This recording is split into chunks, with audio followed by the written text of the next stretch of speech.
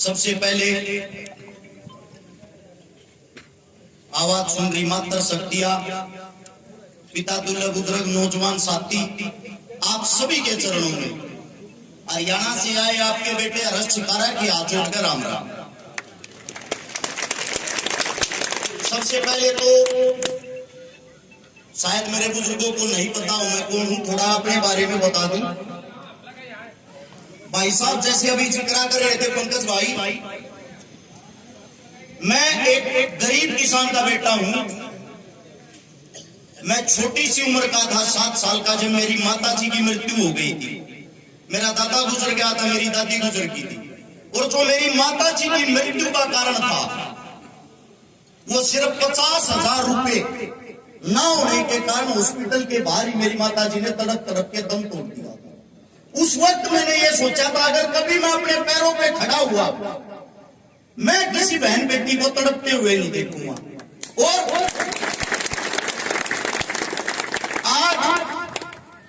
अगर आज की बात करें, 400 उन गरीब बेटियों की शादियां कर चुके हैं जिनका भाई नहीं था, बाप नहीं था। 100 उन बहनों का भाग भर चुके हैं जिनके पाटने पर चढ़ने के लिए भाई नहीं था। लगभग 35 करोड़ रुपए की नगद गरीबों की मदद कर चुके हैं। 2,500 उन परिवारों को बसा चुके हैं जिनके घर में पीने के लिए पानी का मटका तक नहीं था। बात किसान की हो, जवान की हो, बहन बेटियों की इज्जत की हो, मान सम्मान की हो, जब भी जो भी आंदोलन हुआ है, लगभग 135 आंदोलनों में सबसे आगे अपनी भागीदारी रही है। जिस वक्त किसान आंदोलन हुआ था दिल्ली में, और जो मोदी की छाती में टक्कर मारी थी, वे बैरिकेड तोड़ने वाले सबसे पहले चोट खाने वाले हम ही थे। हमारे ही पैरों पे उन चीजों के आज भी निशान है। अब बात आती है झुंझुनू की, हिंदुस्तान की इस मिट्टी को सबसे पहले तो मैं दोनों हाथों से सलाम करता हूं। गौर से मेरी बात को सुनना और मेरी बात को समझना। मुझे तालियों की जरूरत नहीं है, मुझे जरूरत आप लोगों की समझ में वो बात आनी चाहिए। झुंझुनू हिंदुस्तान के अंदर वो जगह है जिसके अंदर जब जब हिंदुस्तान को जरूरत पड़ी है, जब जब हिंदुस्तान की सरहद पर युद्ध हुआ है, सबसे पहले सादत यहाँ के बेटे यहाँ के खून ने दिए। मैं मेरी मातृ शक्तियों को सबसे पहले सैल्यूट करता हूं। इनकी कोख से वो वीर योद्धा निकले। आप सभी साथियों को बता देता हूं, 62,000 फौजी देश सेवा देकर रिटायर हो चुके हैं सिर्फ झुंझुनू के। 45,000 जवान हाल फिलहाल देश सेवा दे रहे हैं, फौजी है। हाल फिलहाल पूरे हिंदुस्तान के अंदर ऐसा इससे अलग कोई जिला नहीं है। अब आप सभी साथियों को बता देता हूं, 460 जवान अकेले इस जिले के शहीद हो चुके हैं। हर गांव में आपको मंदिर मस्जिद मिले ना मिले, एक जवान के शहीद की प्रतिमा जरूर मिलेगी। ऐसे नहीं भाई, मैं चाहता हूं झुंझुनू के नाम की जोरदार तालियां होनी चाहिए एक बार। अब बात आती है सरकारों की, चुनाव की। मेरे बड़े भाई साहब की बात बाद में करूंगा। सबसे पहले राजस्थान के अंदर सिर्फ 2 ही पार्टियां राज कर रही है, एक बार कांग्रेस, एक बार भाजपा। दोनों की सच्चाई क्या है वो आप लोगों को कोई नहीं बताएगा, क्योंकि लोग सच बोलने से डरते हैं। उनको पता है सच बोलने के बाद ये ताकतें आप लोगों को मरवा देंगी। लेकिन मेरा मानना यह है, इंसान जब तक जीवित है उसको सच ही बोलना चाहिए, मौत कल आती चाहे आज आ जाए। कांग्रेस पार्टी का जिक्र आते ही ये चर्चा होती है कि इन्होंने 70 साल देश को लूटा। ये बिल्कुल गलत है, ये बिल्कुल गलत है। आप लोगों को वो काला सच बताता हूं जो आप लोगों को पता नहीं। कांग्रेस पार्टी की स्थापना कब हुई थी? 1885 में। हम आजाद कब हुए? 1947 में। यानी कि आजादी से 63-64 साल पहले से ये हमारा खून चूस रहे हैं। ये कभी गुलाम थे ही नहीं। कांग्रेस पार्टी बनाई किसने? एक अंग्रेजी अधिकारी था, कलेक्टर साहब, जिसका नाम था A.O. ह्यूम। इटावा यूपी के अंदर कलेक्टर था। 1857 की क्रांति में नौकरी कर रहा था। जब हमारे क्रांतिकारियों ने 1857 की क्रांति शुरू की, हमारी माता बहनों की घाघरी पैर कबोए और हमारे मनसा में तो लोग का बात ज्यादा वो घाघरी पैर लिया चोर ने 1882 में और रिटायर हो गया नौकरी पे। उसके दिल दिमाग में ये आ गया तो हिंदुस्तानियों ने बताओ तो पर बुढ़ा हो गया, रिटायर हो गया। 85 में उसने कांग्रेस पार्टी बना दी और कांग्रेस पार्टी बनाकर हमारे बीच में लूटपाट शुरू कर दी। ये तो कभी गुलाम थे ही नहीं। ये कहां से गुलाम थे? ये तो हमारे को जब से लूटते आ रहे हैं। अंग्रेजों के साथ मिलकर इन्होंने सरकार चलाई, अंग्रेजों के साथ मिलकर इन्होंने हमारे ऊपर क्रूरता की। वो क्रूरता क्या? किसानों पर कर लिया जाता था, हमारी बहन बेटियों को। इस सभा में बताते हुए शर्म आती है, जब हम कर देने से मना कर देते थे, कर देने के लिए हमारी औकात नहीं होती थी, हमारी बहन बेटियों को हमारी आंखों के सामने नग्न अवस्था में करके ये क्रूर हत्यारे अंग्रेज कोड़े मारते थे, कोड़े। और इनकी साथ साझे में जो सरकार चलाती थी वो आप लोगों की कांग्रेस सरकार थी। वो कांग्रेस सरकार उस जुल्म में बराबर की भागीदारी करती थी और हमारी बहन बेटियों को नग्न अवस्था में जब तक पीटा जाता था, जब तक पीटते पीटते उसकी मृत्यु नहीं हो जाती थी। एक बाप के सामने उसकी बेटी को नग्न अवस्था में करके पूरे गांव का चौगटा कटवाया जाया करता। ये हालात थे इस देश के। उनसे जिन्होंने आजादी दिलवाई उनको कांग्रेस ने क्या दिया? पंडित सुभाष चंद्र बोस 1938 में कांग्रेस पार्टी का अध्यक्ष था, जिनको आज तक नेताजी के नाम से जाना जाता है। सबसे पहले उसी नेताजी को पार्टी से बाहर निकाला गया। 1947 में जब हम आजाद हुए, जिन्होंने हमारा संविधान लिखा, बाबा साहब भीमराव अंबेडकर। आप लोगों को बता देता हूं, जब नेहरू ने मंत्रियों की लिस्ट बनाई उसमें बाबा साहब का नाम नहीं था। गांधी ने पूछा, अरे बाबा साहब का नाम क्यों नहीं लिखा? कैसी बात करते हो, वो दलित है, उसका नाम लिखेंगे मंत्री पद में। जब गांधी ने कहा, अरे मूर्ख, तेरे को असली औकात का नहीं पता, हिंदुस्तान के अंदर 65% जनता दलितों की है, दलित इस देश के असली राजा है। अगर उन्होंने विरोध कर दिया कहां से सरकार चलाएगा? तब करते हुए इंसान ने बाबा साहब का नाम लिखा और उसको न्याय मंत्री बनाया गया। इन्होंने हर चीज के साथ समझौता किया, समझौते से सरकार चलाई। ये है कांग्रेस की हकीकत। फिर इसके बाद आती है आपकी भारतीय जनता पार्टी। उसको भारतीय जनता पार्टी ना कहते हुए भारतीय जुमला पार्टी कह सकते हो। उन लोगों ने क्या किया? उन्होंने देखा कि आप लोग एक हिंदुत्व का नया मुद्दा पकड़ लो, भाई को भाई से लड़वा दो। जब 1857 की क्रांति में 93,500 हमारे देश के जो जवान क्रांतिकारी शहीद हुए, उनमें से 63,300 मुसलमान भाई थे। उस वक्त हमारे देश में हिंदू मुसलमान नहीं था। फिर ये आजादी के बाद हिंदू मुसलमान कहां से आ गया? आपके बीच में लेके आई भारतीय जनता पार्टी। उसकी हकीकत क्या है?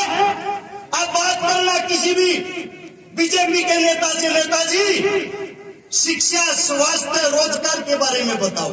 आपने कोई स्कूल खोला नया? आपने कोई कॉलेज खोला? आपने कहीं कोई शिक्षा की बात करी? आपने किसी बच्चे को सरकारी नौकरी दी? तुरंत आपको बोलेंगे तो देशद्रोही, इसको भगाओ यहाँ से। उनका एक ही काम है, आप शिक्षा की बात करोगे वो आपका मुंह घुमा के ये कहेंगे, ये देखो हिंदुत्व खतरे में है, मुसलमान कभी आपको जान से ना मारते। अरे मुसलमान हमारे वो भाई हैं। इंडिया गेट के ऊपर जाकर जब आप शहीदों की लाइन देखोगे, अगर एक नाम हिंदू का मिलेगा तो दूसरा मुसलमान का मिलेगा। सिर्फ लड़वाने भगाने मरवाने के लिए आते हैं। सच बताएं, आज तक क्या किसी नेता मंत्री के बच्चे ने आज तक कहीं भी बॉर्डर पर किसी आंदोलन में कोई कुर्बानी दी है? सिर्फ आप लोगों को क्यों लड़वाते? आप लोगों के बच्चे क्यों शहीद होते हैं? पुलवामा हमला हुआ, वो हमला नहीं, वो साजिश थी। जो वहां के उस टाइम के चीफ थे श्री सत्यपाल मलिक जी चीख चीख कर कह रहे हैं वो हमला नहीं, वो साजिश थी। उसी वक्त उन्होंने मोदी साहब को कहा, मोदी साहब ये हमला नहीं, ये साजिश है। उसको ये बोला चुप होके बैठ जा वरना तेरे को भी मरवा देंगे। और इनके अभी नू मेवात के अंदर हिंदू मुसलमान करवाया गया, वो तो आप जैसे बुद्धिजीवों ने कामयाब नहीं होने दिया, वरना वहां भी खून की नदियां बहा देते ये लोग। इनकी लड़ाई, इनका भोजन सिर्फ और हिंदू मुसलमानी से ज्यादा कुछ नहीं। इस वीडियो को सेव रख लेना, आप लोगों को बता देता हूँ, इनका कोई भरोसा नहीं। चुनाव जीतने के चक्कर में क्या पता कौन से मंदिर पे अपने आप ही बम बजाकर ये बोल देंगे मुसलमानों ने हमला किया। ये है हिंदू और मुसलमानों को भगाने का, भकलाने का तरीका। ये तो थी कांग्रेस और बीजेपी। अब बात आती है आप लोगों की, आप लोग कौन हो? आप लोग आज तक आगे क्यों नहीं बढ़े? मेरे देश का जवान आगे क्यों नहीं बढ़ा? दलित, किसान, कनेरा, मूल निवासी, आदि निवासी आज तक आगे क्यों नहीं बढ़े? आज तक आप लोगों के बीच में छुआछूत की बीमारी क्यों है? आज भी अखबार में खबर पढ़ते हैं कि दलित समाज के बेटे ने कुएं से पानी पिया तो उसकी की गला घोट कर हत्या। आज भी ऐसी चीजें हमारे बीच में पढ़े लिखे होने के बाद क्यों है? आप सभी साथियों को बता देता हूं, हम लड़ना नहीं चाहते, लेकिन वो लड़वाना जानते हैं। उनसे बचना होगा। और जो जुठलर महाराज है हमारे मोदी साहब, उसको तो एक बार ये पता लग जाए, अगर यहाँ की जनता में यहाँ की सीट पर मुसलमानों की वोट ज्यादा होगी, तुरंत अपने बयान बदल देगा। यहाँ के बोलेगा, मित्रों मेरा झुंझुनू से पुराना नाता है। मेरे दादाजी 70 साल पहले पठान का बच्चा था। बाद में पता चलता है क्या बोला, सिर्फ और सिर्फ एक वोट बैंक के लिए। इसलिए आप सबसे कहता हूं उनके बहकावे में ना आए।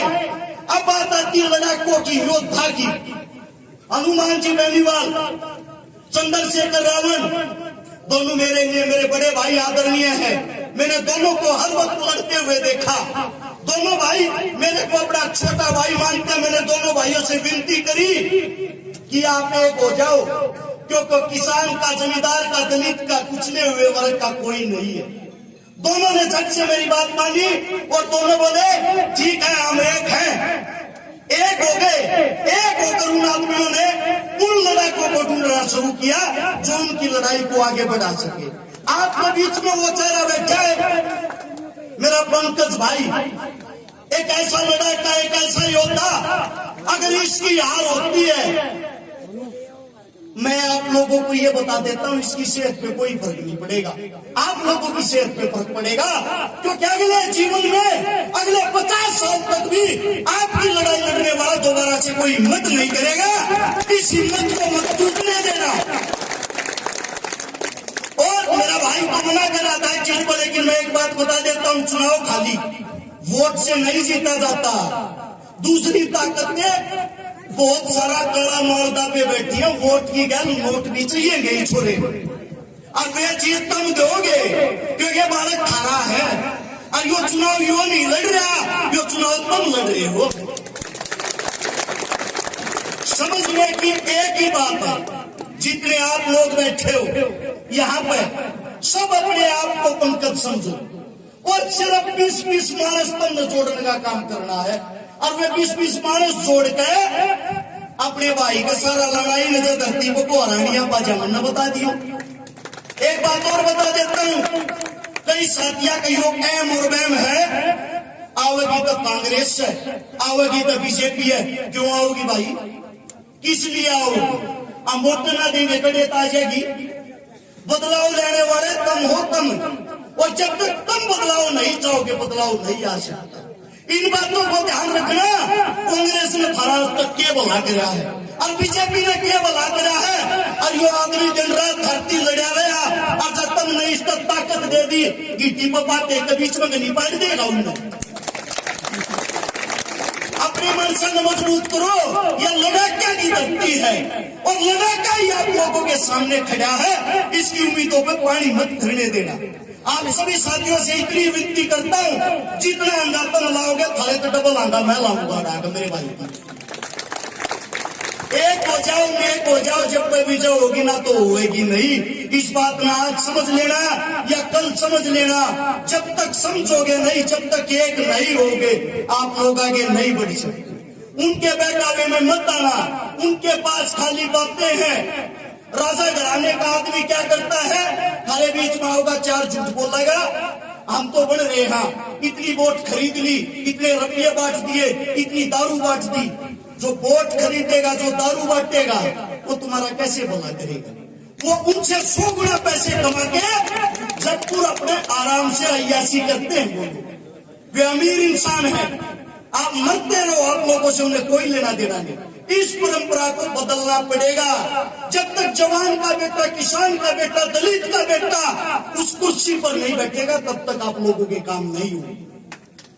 आप सभी साथियों ने इतने प्यार से मेरी बात सुनी। आप सभी साथियों का धन्यवाद।